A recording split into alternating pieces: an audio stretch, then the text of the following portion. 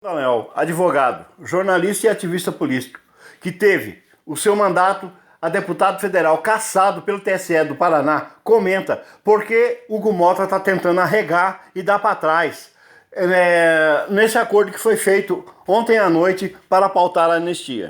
Já deixe seu like, inscreva e compartilhe para ajudar o canal a crescer. Traição? A direita diz que é acordo para pautar a anistia, mas Hugo Mota, presidente da Câmara, nega. E agora, hein? Se você, assim como eu, acompanhou nesses últimos dias a ocupação do plenário da Câmara dos Deputados pela oposição e pela direita, e ficou animado, ficou esperançoso, ficou feliz de ver os nossos deputados lá lutando de forma aguerrida pela nossa liberdade, eu tenho uma coisa para te dizer. Não desanime agora que a ocupação acabou. Ontem, no fim da ocupação, teria sido anunciado um acordo com Hugo Mota para votar a anistia e o fim do foro privilegiado na semana que vem. Só que, em vez de animar todos, isso fez muita gente ficar desanimada, porque não dá para confiar no Hugo Mota e ele já descumpriu a palavra dele antes. E olha, se você pensa assim, eu não tenho como tirar a sua razão. Hugo Mota não é confiável. E aí, eis que hoje de manhã surge essa notícia aqui como uma bomba na coluna do Igor Gadelha no portal Metrópolis. Olha aí, Hugo Mota nega acordo com bolsonaristas para pautar a anistia. Como assim, Deltan? Foi tudo em vão, foi tudo pelo ralo, é mais uma traição? Bora ler aqui a coluna para entender. E depois eu já vou te falar o que vai acontecer a partir de agora. Olha aí, o presidente da Câmara, Hugo Mota, negou a aliados e interlocutores ter fechado o acordo com a oposição bolsonarista para pautar o projeto de anistia aos envolvidos 8 de janeiro. Na noite de quarta-feira, ontem, líderes de partidos da oposição deram a entender, presta atenção nisso, deram a entender, ninguém falou isso, mas deram a entender ter fechado um acordo com Mota para votar a anistia em troca de encerrar a ocupação da mesa diretora. Segundo esses líderes, o acordo envolveria o PL de Jair Bolsonaro, o Novo e partidos do Centrão, como PP, União Brasil e PSD. O acerto previa ainda a votação do fim do foro privilegiado. Com quem conversou após a confusão, no entanto, Mota negou ter se comprometido a votar a anistia. A interlocutores, o presidente da Câmara disse que o acordo foi só entre os partidos. E aí eu fui tirar essa história limpo, peraí. E eu fui falar com deputados que fizeram parte da negociação e eles esclareceram que, na verdade, não houve um acordo com Mota. O que houve sim foi um acordo com as lideranças dos grandes partidos da casa, do PP, do União Brasil, do PSD e com a liderança do Novo, além do PL. E esses partidos se comprometeram a trabalhar pelo fim do foro privilegiado, o que é uma jogada de mestre, que eu já vou te explicar por quê, e para pautar a anistia. E em seguida eu vou te mostrar por que esse acordo das lideranças é importante, qual é o impacto disso. Mas antes, olha aqui comigo o vídeo do Nicolas Ferreira de ontem à noite e presta atenção nos detalhes sobre os quais a gente está falando. Se você já assistiu, e eu já tinha assistido, vale a pena assistir de novo, com foco agora no que especificamente foi sim objeto de acordo. Olha aí, acompanha comigo. Para o Brasil, nós estamos aqui, uma parcela gigantesca dos deputados, existem vários outros ainda que não estão aqui, mas para dar o seguinte recado, nós dobramos o nosso apoio no Congresso para as nossas pautas. Hoje, além do PL, que está aqui o Sócrates, além Marcelo Conrado, que é líder do Novo, também PP, União, PSD e demais outros deputados de vários partidos estão conosco nas nossas pautas. O que eu quero dizer para você é o seguinte, olhe a reação da esquerda, reação de derrota, porque hoje sim, a gente conseguiu chamar a atenção, paramos o Congresso por 2 dias, algo inédito, histórico do nosso país, para que a gente continue vencendo esta batalha. E eu não tenho dúvidas que todos que estão aqui vão continuar incessantemente para na reunião de líderes, que foi feito um acordo para que tanto o fim do foro privilegiado, quanto também a anistia, todos esses partidos lutem juntamente conosco para que seja aprovado. Primeiro passo, tirar a forca dos deputados que estão sendo pressionados pelo STF através do fim do foro privilegiado. E segundo, ter a anistia ampla, geral e restrita. Excelente. E para isso, nós não podíamos isolar os outros demais partidos, fazer o que a esquerda queria, que era nos deixar de lado. Portanto,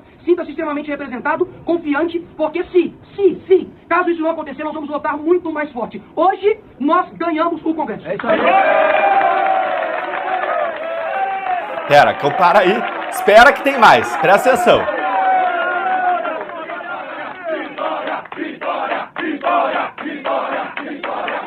Senhores, muito boa noite. Vocês estão acompanhando, o Brasil inteiro está acompanhando o que está acontecendo aqui hoje na Câmara Federal. Nós, como oposição, reunimos aí mais de 100 parlamentares, fisicamente, para poder ocuparmos, sobre isso reunimos ontem e hoje também, para que a gente avance as pautas de prerrogativas constitucionais e anistia aqui nessa casa. Nós estamos aqui conversando a longos passos com diversas lideranças e chegamos ao devido entendimento. Está aqui ao meu lado, Rodrigo de Castro, que é líder do União. Está aqui ao meu lado, Luizinho, que é líder do PP. Aqui ao meu lado está o líder do Novo, Marcelo Van Hatten. E aqui à minha direita também, Sóstenes, líder do PL. O que está decidido que faremos? Em todas as nossas conversas, em todo tipo de desafios que nós temos aqui nessa casa, o diálogo sempre vai ser, obviamente, o melhor caminho. Nós firmamos um compromisso de que na semana que vem, todos esses partidos aqui citados irão trabalhar incessantemente para as nossas prerrogativas constitucionais, que passa pelo fim do foro privilegiado, que vai tirar a amarra no pescoço de diversos deputados que estão aqui pressionados pelo STF. E, consequentemente, a anistia, que é a nossa pauta prioritária. Então, portanto, quero que todos vocês, brasileiros, que acompanharam tudo que nós estamos fazendo, que a ação, ela de fato, não existe vencedores e perdedores. Existem pessoas aqui que estão ao lado do Brasil. E hoje eu não tenho dúvidas que o Brasil ganha, porque nós iremos conseguir lutar para que a maioria deste Congresso seja respeitada. Muito obrigado a todos e que o Brasil sempre vença. Vocês entenderam? Não teve um acordo então com o Hugo Mota, teve um acordo com lideranças de grandes partidos que o Nicolas estava aí do lado e mais um outro que foi mencionado por ele naquele momento anterior, que ele estava com os deputados ao redor dele ali, que era o PSD. Ou seja, teve um acordo ali envolvendo União, PP, PSD, Novo, PL. E por que esse acordo é tão importante? Porque o que será ou não pautado é decidido pelo presidente da casa, Hugo Mota, sim, mas é discutido, é deliberado, é tratado em uma reunião de líderes anterior às pautas, anterior às votações. Tem uma reunião de líderes em que esses líderes, como esses que vocês viram com o Nicolas, se reúnem e decidem o que vai ou não vai à votação. E agora há o compromisso desses líderes de grandes partidos, que têm um grande número de deputados, de fazer essas pautas avançarem. E mais, eles decidiram combinar com a anistia o fim do foro privilegiado. E por que isso é essencial? Eu vou contar agora, vou explicar agora para você por que unir essas duas pautas foi uma jogada de mestre da direita. É o seguinte, gente, a direita entendeu qual que é o grande medo do Hugo Mota. Ele não pautou a anistia até hoje, apesar dos compromissos que teriam sido feitos com o PL, por conta do medo de retaliação do STF. Afinal de contas, ele tem rabo preso, rabo, perna, braço preso com investigações do Supremo relacionadas ao orçamento secreto, às emendas, e agora surgiu também aquele caso das suas funcionárias fantasmas. Contudo, ao pautar a anistia junto com o fim do foro privilegiado, se retira ao mesmo tempo o poder que o STF tem sobre os parlamentares, sobre Mota, sobre a imunidade parlamentar, sobre todos, esvaziando uma das maiores armas que os ministros têm para colocar pressão nos deputados e senadores, para encoleirá-los, para chantageá-los, para fazer os parlamentares agirem como os ministros quiserem. E a PEC do fim do foro privilegiado, vamos lembrar que já foi aprovada no Senado. O que significa que se ela for aprovada agora na Câmara, ela se torna parte da Constituição de forma automática, sem passar pelo Lula, sem passar por sanção ou veto, ou seja, vai ser promulgada diretamente aí pela própria Câmara junto com o Senado, pelo Congresso Nacional. E essa jogada não só livra os parlamentares do principal instrumento de pressão do Supremo sobre eles, mas tem um outro efeito gigantesco. Com o fim do foro privilegiado, o caso do Bolsonaro e de todos os demais podem sair do Supremo e das mãos de Alexandre de Moraes na semana que vem ou assim que for aprovada essa mudança constitucional.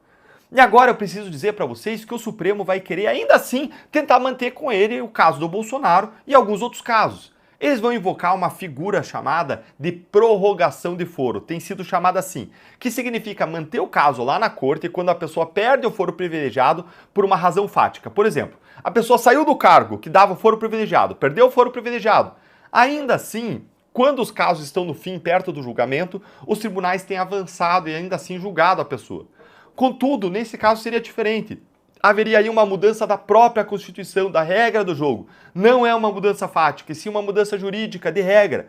E a retirada do caso das mãos do STF deverá ser, a meu ver, obrigatória. Afinal de contas, quando muda uma regra de procedimento, e se entende assim há muito tempo, é o que dizem os autores, os estudos, quando se muda uma regra de procedimento, ela se aplica já para a próxima etapa do procedimento. E o julgamento de Bolsonaro, a próxima etapa, já deveria acontecer então na primeira instância, se acabar com o foro privilegiado. Se isso de fato acontecer, gente, vai ser uma vitória gigantesca para a direita. Vamos então observar atentos o que vai acontecer e os próximos passos da Câmara dos Deputados. Agora a gente tem que manter uma coisa em mente. Protestar, ir lá, gritar, ocupar é muito importante.